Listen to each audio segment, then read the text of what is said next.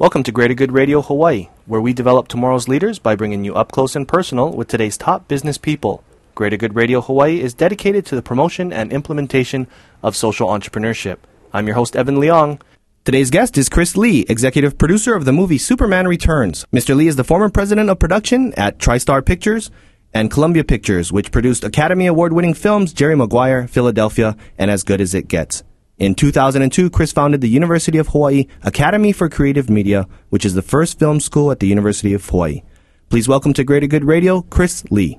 So, Chris, thank you for joining us today. Thank you for having me here today. So your career is so successful. How did you start? It started at Iolani School because I was lucky enough to go there, and then I went to Yale, actually, after graduating from high school, way back in 1975.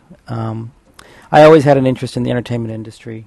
I probably thought I would be an attorney like most good political science majors as I was. But, I just had this bug about movies and television. And so when I graduated, I actually spent the summer in Manhattan looking for a job in television. And there's not much of a film industry there. And eventually I got a job at Good Morning America. And that sort of started me off and working in the industry. What were you doing at Good Morning America? I started actually in the tape room, $180 a week. Eventually I was a segment producer. Specifically, I did a lot of the entertainment news and movie reviews and booking celebrities, and I sort of had a natural affinity for that sort of Hollywood aspect of entertainment. Was that in New York or was that in... That was Manhattan. That was New York, yeah. Okay. Then how did you make your way west and end up in Hollywood? Well, I had an opportunity from a young director at the time named Wayne Wang, who did his first movie called Chan is Missing. Wayne is most famous for the Joy Luck Club. He was getting ready to make his second movie, which was called Dim Sum, and he asked me to be his assistant director, but that meant moving to San Francisco, where he was making the film on an independent basis with private money.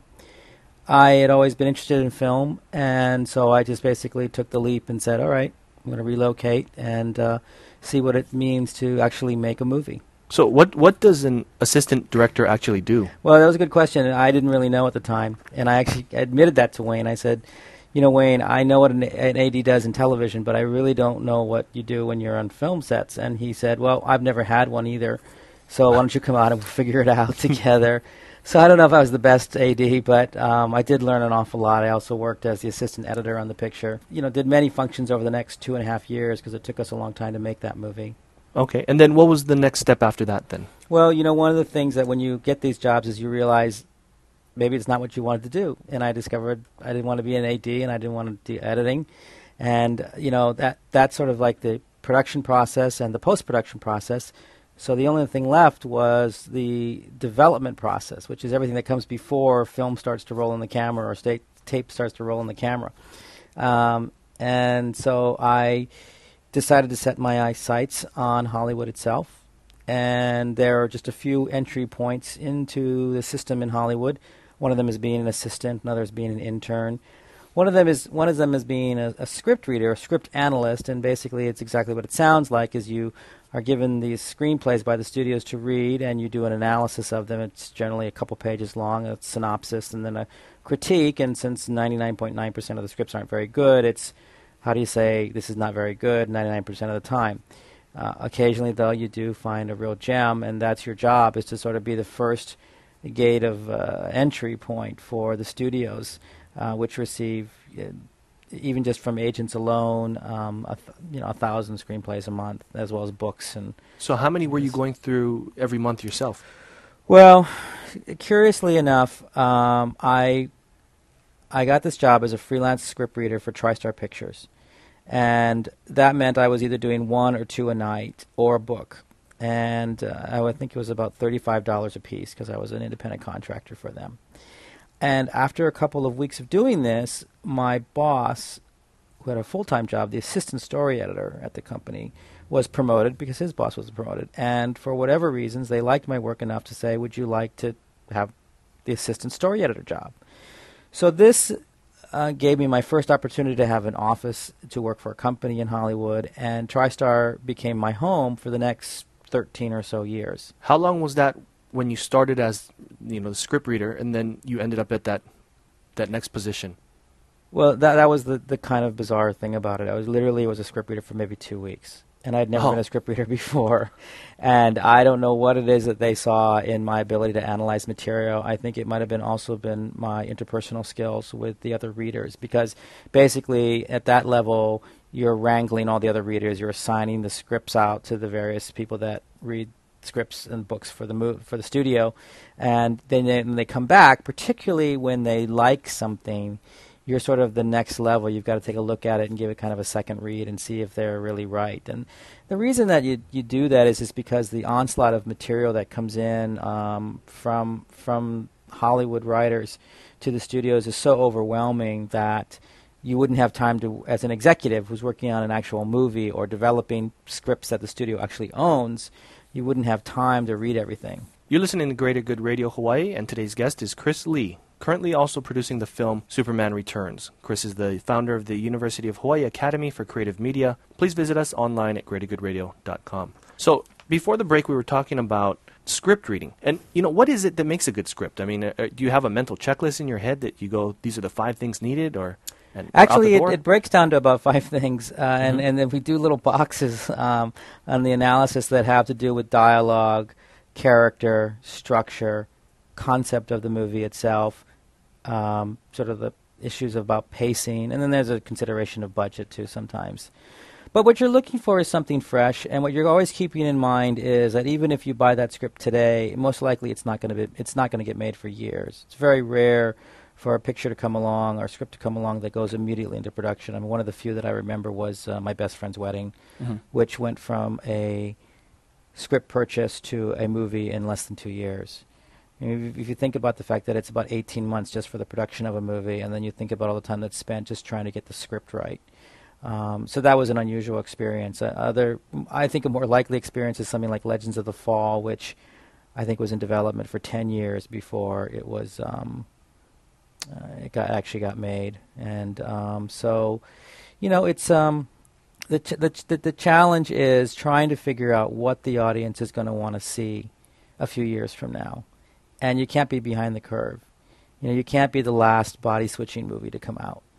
You got to be the first, or you got to be the best. And then how are you preparing for that? You're just doing a lot of reading. You're talking to a lot of people. How do you stay in that kind of that pulse? It's ultimately your gut instinct. It's very subjective. The reason that I had a successful career in Hollywood and continue to do so is that I was more right than wrong. You quickly learn that you're not going to be right 100% of the time. In fact, if you're right 50% of the time, you're doing amazing. So it's kind of playing the odds almost. To a certain extent, yes. But you also learn pretty quickly that nobody sort of sets out to make a bad movie, which may be surprising to people because there's so many seem to get made, and you're always wondering, I could do better than that, and like, how could they make this movie? It's so horrible and stuff, and it's very tough. I think that the second hardest thing in Hollywood is to actually get the movie actually made. The toughest thing is to make a good movie. And sometimes, if you're extraordinarily fortunate and the stars literally line up and you get a chance to work with a Cameron Crowe on a Jerry Maguire with a Tom Cruise, and you discover a Renee Zellweger, and you're working with Jim Brooks, the writer-director of Terms of Endearment, and with whom also I did As Good as It Gets, it's brilliant. It's just genius, and it is such an honor and pleasure to work with those people because they are the fountainheads from which those pictures derive. But it's just as easy to, maybe have a good piece of material and not find that perfect director or not have that perfect star for it and just have it sit on the shelf, or even worse, go off and make it with the wrong star and the wrong director and find that there really isn't an audience for it. And that just kind of comes with experience then. Yeah, I think it's certainly a trial and error process, and I think Hollywood works pretty much on a sort of an apprenticeship basis. As I said, when I started as a reader, that was my vector into the industry, being an assistant, being an intern the other ways, and you kind of enter with in some ways you matriculate with a class like you do in high school or college. And along the way, there's a winnowing process, and it's definitely a challenge to stay in the game, but that's just part of the competitive environment. And I think what made a difference for me was I made an early determination that I would go out and I would meet a lot of young, unknown directors because I knew the famous directors had no reason to ever talk to me. And so that led me to such individuals as Gus Van Sant and Roland Emmerich and John Woo, long before anybody else had ever worked with them or even knew them. So would you say that it's more in Hollywood to become successful? Is it more what you know or who you know? I think it's a combination of both.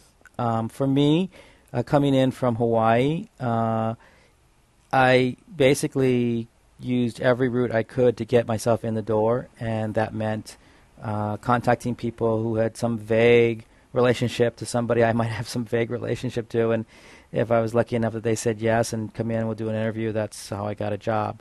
But going beyond that, to be honest with you, I was very fortunate in that there's a woman named Bonnie Lee, who is a graduate of Punahou and from Hawaii. She's Edgy Lee's sister, the famous filmmaker from Hawaii. And Bonnie was one of the best executives in Hollywood. She worked at Warner Brothers. She was responsible very much for the beginnings of Tim Burton's career. And she was a local girl and very kindly agreed to meet with me and gave me a list of, I think, 10 or 11 individuals that she said, use my name, go and meet these people. And I remember that 10 of the 11 did. And for whatever reasons, I only remember the one who didn't meet with me. And that really started me in terms of networking in Hollywood. So I think that's an example of, I think I had some innate ability in terms of picking up material and stuff and analyzing, being able to basically be conversant in what hopefully would make a good movie or not make a good movie. But beyond that, it was absolutely essential that I then, through Bonnie Lee, met agents, managers, other executives, and that became a bit of a core group for me that was very supportive. And, you know, to this day, my best friends in Hollywood are the ones that I met in those very first few weeks at Tristar Pictures. Wow. So that actually is a true testament of, you know, kind of the aloha spirit. It is absolutely. You know, and I think that the reality is, of course, many people in Hollywood have friends or family in the business already. Coming from Hawaii, you generally don't have that luxury. And I think the most important thing of the, you know, what you know versus who you know combination is that when you get to a point when, you know people, then you need to share that with others. So, you know, for myself, for instance, when I got to the point where I had things like interns and assistants, very often there was a strong local connection for me, and I've helped a number of young students to, kind of get their foot in the door in Hollywood from Hawaii. Okay. Well, we'll talk a little bit more about that after our break.